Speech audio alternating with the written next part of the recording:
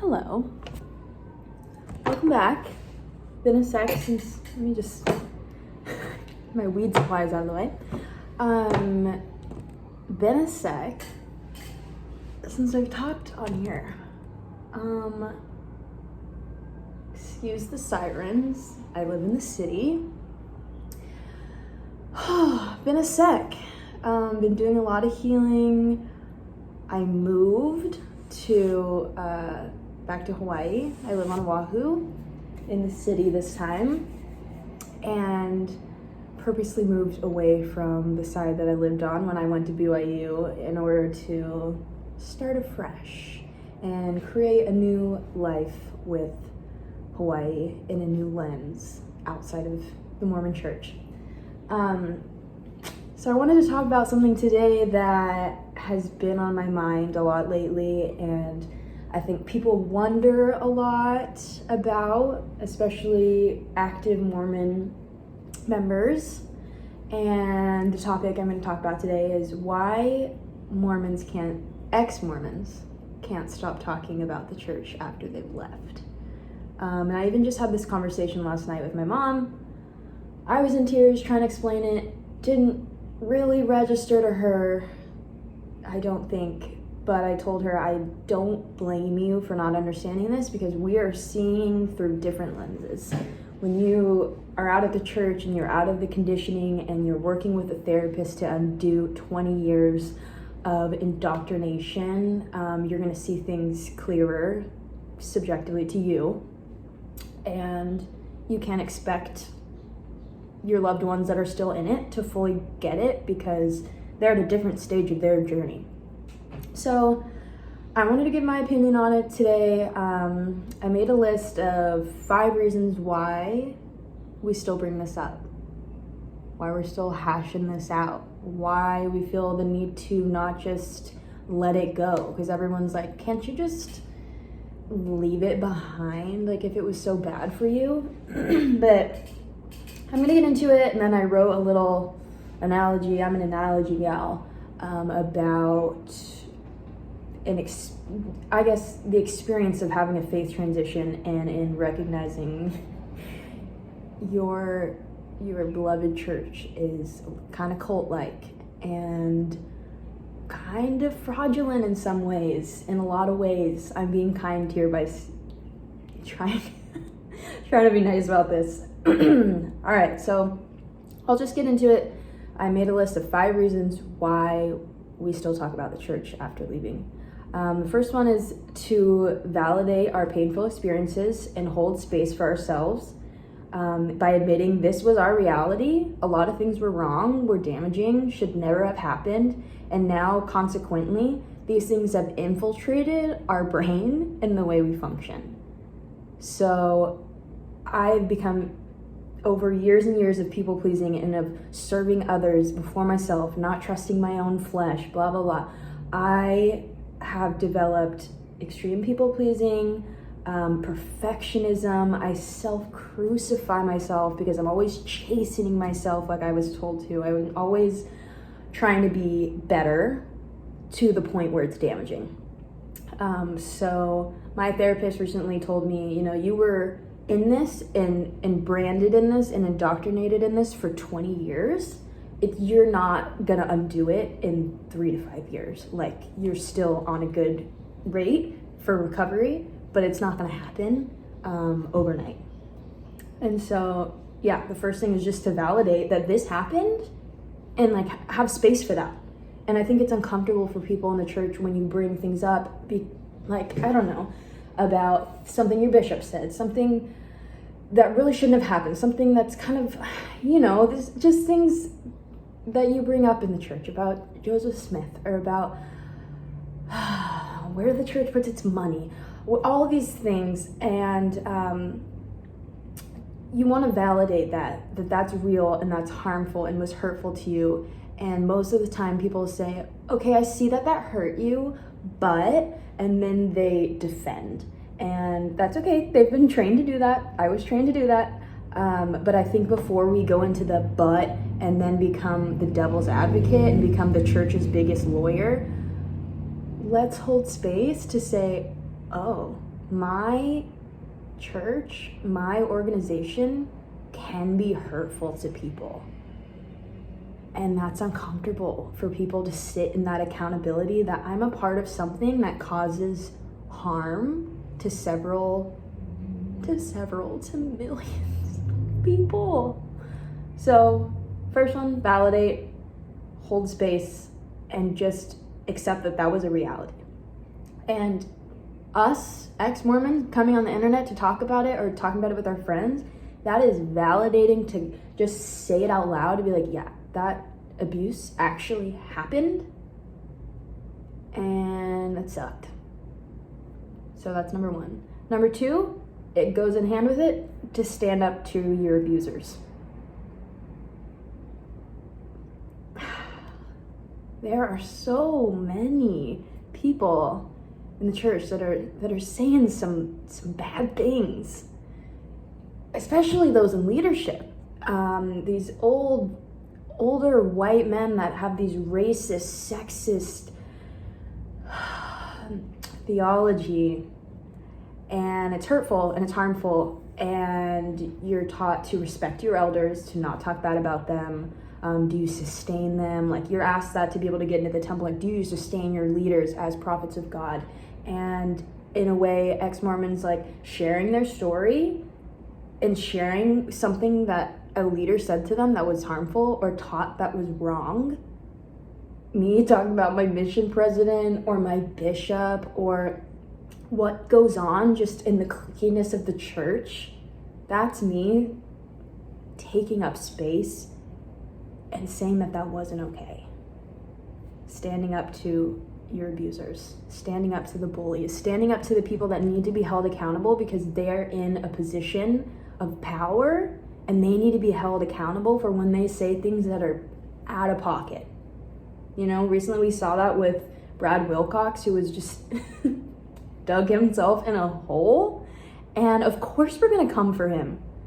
Not to be like, you're such a terrible person, you deserve to suffer. No, to be like, hey, whoa, you are having some outdated, pick me type of theology that shouldn't be taught. So you should maybe change that. It's constructive criticism. We're not here to hate or to put, people down, to hurt them back because they hurt us. It's like, no, let's just call out what's not okay. And we're doing that in the world. We're calling out racism, we're calling out sexism, we're calling out our leaders and our politicians. Like, you're not the only ones, Mormons, that are getting called out. Like, it's the principle, it's not you. We're not trying to make you a victim. All right. Number 3, to energetically cut ties with a hurtful organization. The church to me was like a third parent, and it was honestly like my main parent, my main source of love, my main source of validation, my main source of where all my time was spent, physically, mentally, everything. Members were closer to me than most of my own family. I wrote, it's a religion. I was religious. I was dedicated. It's a big deal. It's not something you can just walk away from after being continuously traumatized for 2 decades, because that's the majority of my life existence. So it's a little like tone deaf to me when people are like, well, can you just like leave it alone? What I hear is, I'm not validating that you were hurt or that my organization can hurt people. I'm just really uncomfortable that you're talking about this because I'm associated with it. So people are going to talk and they're going to associate me with that. And you're making me uncomfortable also because I might start doubting my beliefs. So can you just like stop altogether because I'm uncomfortable? And that's fair. But we deserve to take up space. I'm not proselyting door to door to be like the Mormon church is false and is a fraud and is hurtful. I'm sharing my story and I am allowed to do that. And the more that you voice things, the more that, any type of trauma that you have it come out of your body, it's stored in your body. So just with like other trauma, like you need to exercise, you need to do things that are going to release. And verbally using your voice is a really powerful way to energetically cut those ties and validate yourself and affirm yourself, and yeah, and just kind of cut the energetic tie that you have to being loyal to this organization. Obviously, I'm still trying to do it in a respectful way, because I believe in love. I believe we are all equal. I believe we are all one. But I'm gonna call out the things that are not in line with that. Yeah.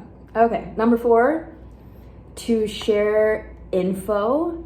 We do this to share info that we feel like not enough people know, to break the fear that leaders have instilled in us, and to tell the truth. The church needs to be held accountable, but its followers are taught to be loyal in defending its honor even when they aren't sure why they are. They're just told to have faith and to blindly defend things that may be that they don't want to face.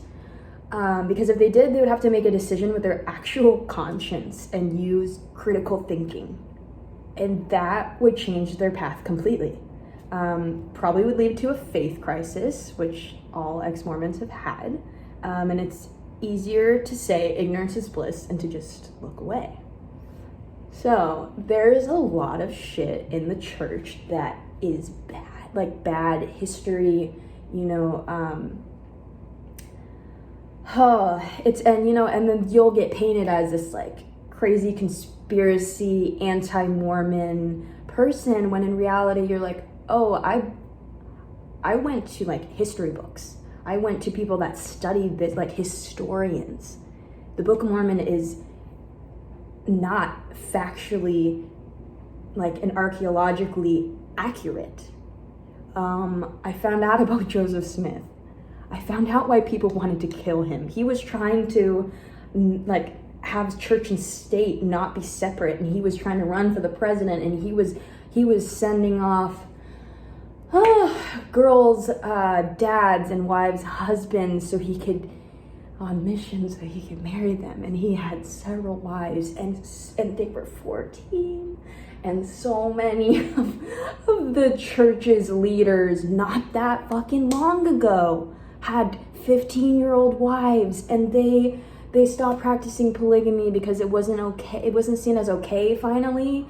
But they're still promised that in the life after this, like that you can be polygamous, and that's the goal. Like in the next life is to create these worlds where men are allowed to have several wives and have spirit babies. And there's just a lot. There's a lot beneath the surface, down the rabbit hole that they don't want you to get in. And so, I was just talking to my mom about this, and she's like, I believe in Jesus, and that I don't need to be perfect, and that he will make up for it, and God loves me. And I just cried, and I looked at her, and I was like, okay, maybe just keep it there then. Don't go deeper. If you don't want to get hurt, if you don't want to have to make this decision in your life, if you don't want to have to critically think and have a faith crisis, stay there. And I said that in tears. I was like, stay where you are, because that's truly what spirituality is supposed to be about. And that's the simple, loving foundation that you are loved, you don't have to be perfect, and you have universal help, that people are loving and good, you should love other people, but that's accessible everywhere. That's universal truth, and the Mormon church has made it to seem like they're the only ones who have access to that you need to stay in this. If you have any good feelings, that's because of us, and you need to stay here if you want those blessings. If you leave, say goodbye to it. You're walking into the darkness, and who's going to help you there? You're going to be bound by the chains of Satan. God, so fear-mongering. It's just ooh. All right, last one. To help others feel less alone and help build a community, because we deserve a community too. And that's another thing I told my mom last night. we leave a community. We choose to follow our conscience, to follow our actual heart, to listen to ourselves. And if we feel like this is not right, we ostracize ourselves. You're automatically putting yourself up just to be ridiculed and talked about, and your relationships change, and some of your friends leave you and talk behind your back, and your family doesn't understand you. They probably talk behind your back, and everyone has this misconception of you of they strayed, they went down the wrong path, like they just want to sin, like I hope they find their way back, I'm gonna put their name in the temple. And thank you. Don't really need it, but thank you. Again, seeing through different goggles, different lenses. But we, after this, we who have these faith transitions and leave, it's lonely as fuck. We deserve a community as well. And so we're gonna take up space. We're going to post videos on the internet. We're gonna talk about it at family dinners. We're gonna bring up these conversations, and people are gonna label us as like, why are you so negative? Why do you have to dwell on this? Why can't you just leave it alone? Why are you obsessed? When really, maybe it could go away, or it could be healed faster if people were more compassionate. And if people were more understanding and held space to be like, oh my gosh, you're hurting. Tell me about your experience. I won't judge, I'll just listen. And you don't have to agree, but you see the person as a person who deserves love and who's been hurt and deserves love. And so usually you're not gonna get that from active members of the church. It's very rare, and there have been a few people that I am so grateful for that still love me in every form of my growth, who were members from my mission, who were mission companions, who still love the fuck out of me, even though I am now apostate. And I'm so grateful for that. But that's very rare. And so it's super important that we have a community. So the church will label it as like, this is anything that's not, like approved by the church, that is anti-Mormon material. It's false, like prophecies of men, like whatever they call it, conspiracies of men, or craftiness of men. It's not craftiness, it's facts. If you really want to be a critical thinker and look into it, you can. But we deserve a community. And I'm so grateful to have people on TikTok, to have people on Instagram, to have people on YouTube, all around the world who are sharing their stories so they can feel less alone and less gaslit, that they're like, oh, actually, yeah, that is fucked up where the church puts their money, and things we were lied to about, and things that used to happen in the temple, things that currently happen in the temple, things that bishops have done, and men in power that have been sexually abusive, and like there's a lot. And then you're just told, stop talking about it, or I'm sure he didn't mean it like that, he's just human. It's the people, but it's not the church, it's the people. But this is happening a lot, baby. It's constantly like the church is constantly outing themselves every week and having shit come up about them that is just, it's not coming from anti-Mormon people, it's from their own mouths. And then they're getting backlash because they're like, why are you calling musket fire on gay people when clearly gun violence is an issue with conservatives? So let's not do that. So yeah, all in all, we deserve to feel validated. We deserve to stand up to our abusers. We deserve to have a community. And something that I tried to explain to my mom last night is, if you go to people who are genuinely have had a faith crisis and struggle, and they're out of the church and they're healing from it, these are not hateful people. We are people that have been hurt, that are searching to be treated better, to treat others better, to be happier and more free, and free from the chains of shame and guilt and control. I just see the church as this narcissistic, abusive partner or parent that has good intentions and has good moments. Jesus, I think, great idea. Loving other people, serving others, great. The church is not the only one who's doing that. So we can't let it go because we don't have to. At one point or another, like, the church is going to be held accountable. And we see it. The internet is amazing that this is not doctored information. We are not these conspiracy theorist, hater, antagonizers. We're calling out what's already there.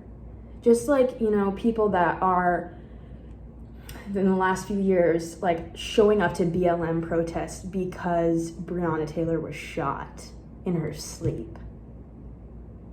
And because Black and Asian and POC people and marginalized groups are having terrible things happen to them. The evil is not the people that are protesting it. The evil already exists, and we are calling attention to it so it can be changed. And I think people are very scared of anger, when anger is not a bad emotion. Anger is showing you that something's not right, that you have some type of value or boundary that's being crossed that you care about, that is bothering you, that is not okay, and it's boiling to the surface because you desire change. So, if you are a member of the church and you wonder, why can't my sister let this go? Why can't my daughter let this go? Why do they have to keep bringing it up to me? Take a second to visualize yourself in their shoes, to think about the pain and suffering that comes from having to leave your group of people, your community, the beliefs you once knew, questioning everything you knew, questioning yourself. It's agony. It's freeing and it's healing, and I'm so grateful. Like, if anything, when I was talking to my mom last night, like, I bore my testimony of life getting better post-Mormonism. That I said, now I'm learning what it's like to stop beating myself up. Now I'm learning to stop needing an outside source or a savior or to be good to earn love. I don't need to earn love through being a good person. I just deserve love.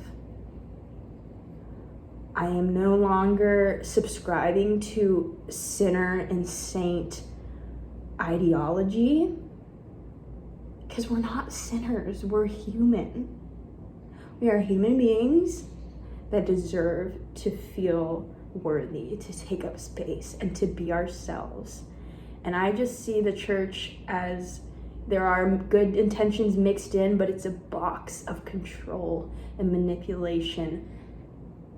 And who sits at the top? Powerful white men who say sexist and racist things.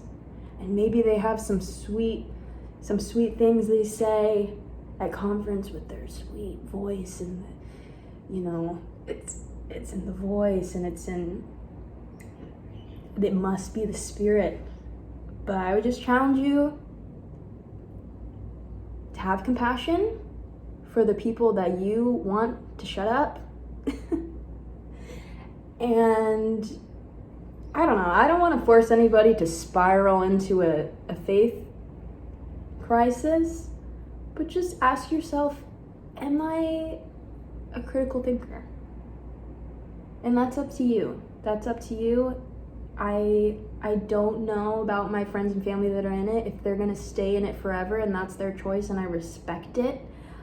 I think as long as they don't get down that rabbit hole, or they don't let the doctrine hack into their brain too much to make them perfectionistic and self-hating and those things, then cool. Keep it simple. Jesus loves you. Do good to others. I support you either way. But that's just my take on it. We're valid. We're not we're not crazy. We're sharing truth. We're sharing our stories, and I hope to help just build this community and build community, build support and hope and love, which is something I always kind of thought I was doing in the church, and I think I tried my best to do. But now I'm just continuing that on, and I've realized I can do that on my own, being myself outside of it and being authentically me. And it's been hard, but I'm happier and feeling more aligned with myself than I ever have. So if you're leaving, you're going through this, it gets better. I will believe you. Other people will believe you. Share your stories, share your life with people outside of the church, because those are the people that are gonna see with a different mindset, with different eyes, that are gonna be like, oh my God, you did what? You had to do what? And they're gonna have so much compassion, and they're gonna validate you. I spent a long time going to members of the church to beg for validation, to beg for them to hear me, to see me, to listen, to understand. But that's a very small percentage that are going to be understanding and open. Go to your friends outside. Make friends outside of it. People outside of the church are not scary. Go towards the ones that they told you not to go towards. Go towards the people with piercings, with tattoos, who swear. Go towards what scares you. I mean, maybe don't go with, I don't know. Take that with a grain of salt. People are great. People are really great outside of it all. And I'm excited for you, and I'm excited for your journey, and I'm excited for mine. And let's keep talking about it. Let's keep blowing this shit up. I love you. If you're Mormon, not Mormon, you deserve love. You deserve to feel safe. You deserve to feel like you can be fully who you are and be loved for that. So that's my religion. That's my spirituality. I love you. Okay, bye.